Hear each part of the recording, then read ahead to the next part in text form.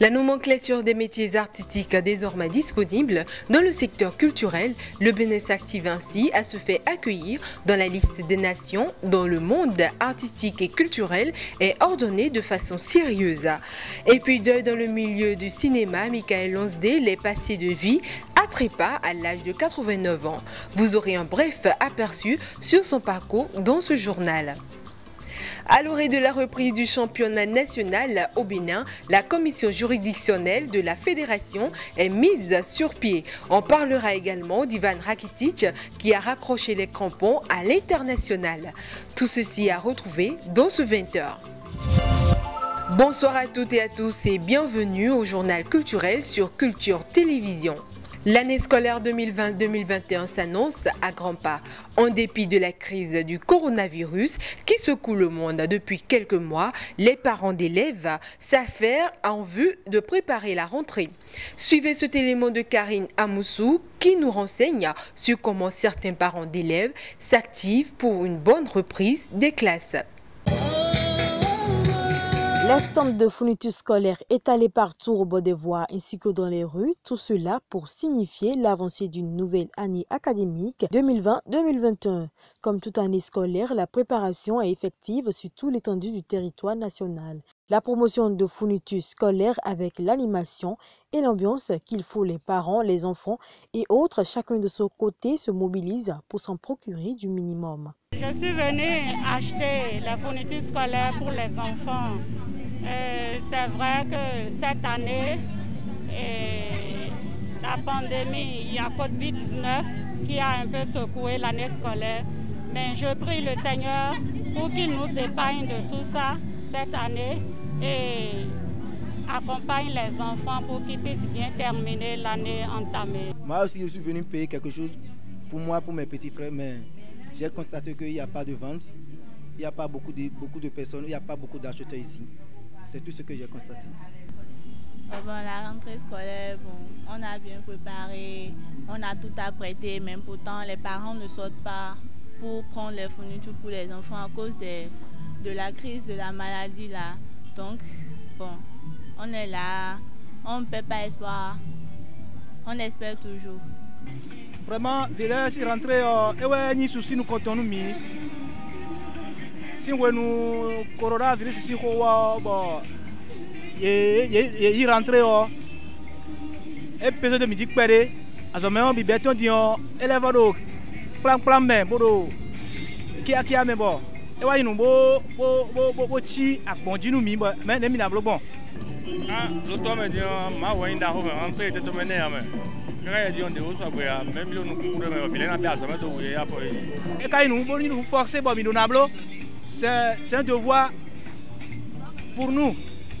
Forcé. Cette reprise des classes pressante qu'une diarrhée est bel et bien prévue pour le 28 septembre, dont le lundi prochain.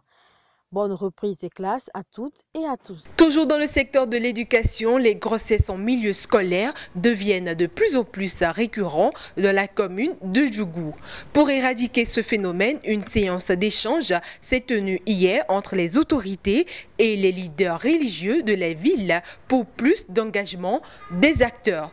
Crépine de Souza. Les leaders religieux de la commune de Djougou ont été sensibilisés dans le cadre de la lutte contre les grossesses en milieu scolaire. Cette sensibilisation s'est tenue au cœur d'un atelier d'engagement initié par les lauréats du programme de leadership au Sahel. Pendant 2 jours, les participants ont suivi des communications pour mieux s'informer sur les pratiques socio-culturelles, sources de déperdition scolaire. Ils ont aussi élaboré une feuille de route et de conduite, des séances de discussion entre leaders religieux, alliés et leaders résistants pour lutter efficacement contre ce phénomène. Il faut rappeler que les lauréats du programme de leadership au Sahel est une composante de l'initiative Oasis intervenant dans 5 pays d'Afrique, à savoir le Burkina Faso, le Tchad, le Niger, la Côte d'Ivoire et le Bénin, dont l'objectif est de faciliter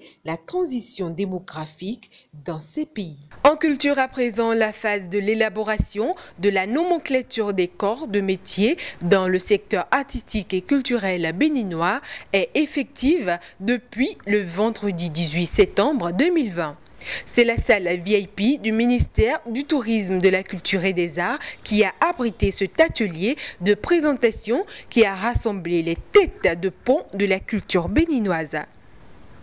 La nomenclature étant une classification par groupe de corps de métier pouvant permettre à l'État de reconnaître et d'identifier désormais le nombre de secteurs artistiques et culturels existants, il a été choisi 2 consultants et un informaticien pour la conception de cet outil indispensable au bon fonctionnement de la machine culturelle au Bénin. Pascal Zantou et Cécile Tonoucoin, tous 2 éminents journalistes culturels, ont donc eu la lourde tâche de faire le travail nécessaire qui a abouti aux documents présentés, aux actes culturels parmi lesquels on peut identifier Tola Koukui, Alouguine Dine, Vincent Aheherenou, Dimitri Fadonoubo et bien d'autres fortement représentés dans le monde culturel béninois. Le travail ainsi élaboré et présenté affiche au total 7 filières réparties en 15 corps de métiers avec à la clé 92 métiers à l'intérieur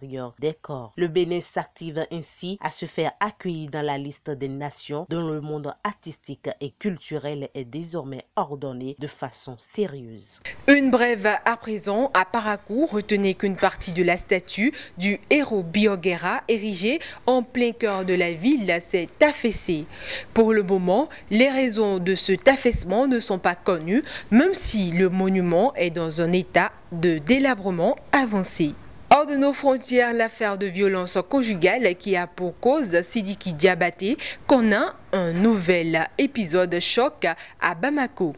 Convoqué dans la matinée d'hier lundi 21 septembre 2020 suite à la plainte enregistrée de la part de la victime le vendredi 18 septembre, l'artiste malien a été placé en garde à vue après une audition. Ceci sur les instructions du procureur du tribunal de la commune. Selon une source anonyme, la star continuerait de nier les accusations de violence, blessures et séquestration dont il fait montre sur sa désormais petite amie Mamacita Sow, une Guinéenne d'origine avec qui il vit depuis bientôt 3 ans. Toutefois, il reconnaît avoir entretenu des crises de bec avec sa conjointe à maintes reprises. Nous y reviendrons pour plus de détails dans nos prochaines éditions. 7e art à présent, un monstre du cinéma vient de partir. Michael Lonsdale est décédé à 89 ans à son domicile parisien. Mythique comédien, acteur singulier, artiste électrique, cet homme a fait les beaux jours du cinéma français américain de par ses nombreux rôles. Suivez son parcours avec Bakita Atineo. De père britannique et de mère française, Michael Lonsdale mariait les extrêmes. Durant plus de 60 ans, il a enchaîné des films populaires et des œuvres d'avant-garde. Des rôles exigeants au service du cinéaste ou d'auteurs de grands talents. Né en 1931, Lonsdale sut très jeune les coups de théâtre de Tania Balachova. Sa carrière se partagera toujours entre les planches et le grand écran. Michael Lonsdale maîtrise comme personne l'art du grand écart.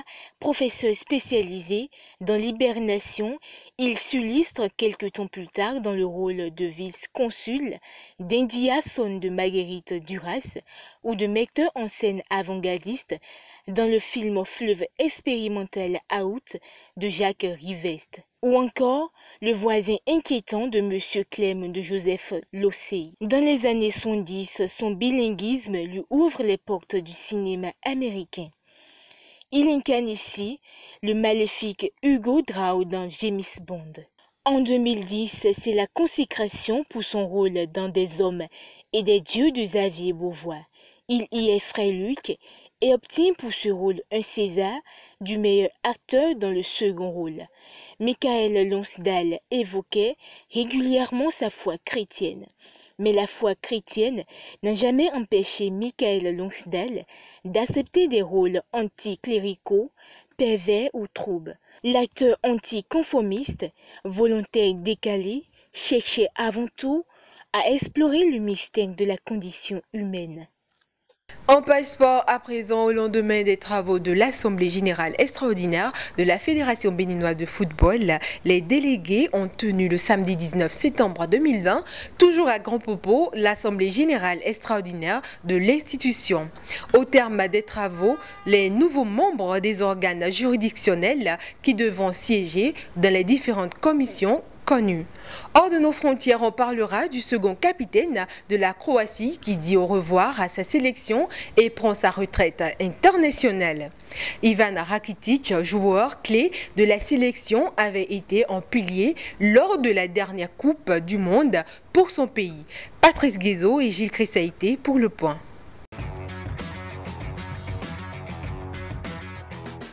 Les nouveaux membres de l'organe juridictionnel de la Fédération béninoise de football sont connus ce samedi à Grand Popo. Après avoir évoqué les membres des organes juridictionnels, à savoir la commission électorale et la commission de recours, le 24 octobre 2018, au siège de la Fédération béninoise de football, au cours d'une assemblée générale ordinaire, les délégués ont porté leur choix sur de nouvelles personnes. Désormais, les deux commissions seront respectivement gérées par Elie Vlavonou et Simplice Dato. Par ailleurs, la commission d'éthique est placée sous le contrôle de Bakourégui Suanon, alors que la commission de discipline sera conduite par Francis Rodé. Il a pour vice-président maître Raoul Placide Moubedji. Qui est frappé plat du pied. Hors de nos frontières à présent, quelques semaines après avoir quitté le FC Barcelone pour rejoindre Séville, lieu de terrain de 32 ans après la décision de laisser sa place aux jeunes en sélection. Ivan Rakitic avait porté le maillot de son pays à 106 reprises et a inscrit un total de 15 buts avec la sélection croate.